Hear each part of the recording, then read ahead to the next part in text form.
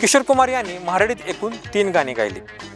या लिस्टमध्ये 4थ्या गाण्याची भर पडली असती, परंतु ते शक्य झालं नाही। सचिन पिळगावकर यांनी किशोर कुमार यांना मराठीत पहिलं गाणं गायला लावलं, ते गंमत जम्मत चित्रपटासाठी। ज्यानंतर किशोर कुमार यांनी घोळात घोळ चित्रपटासाठी दुसरं गाणं गायलं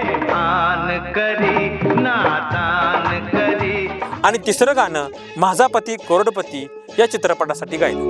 तुझी माझी जोडी जमली ग, अशी झक्कास पोरगी पटली।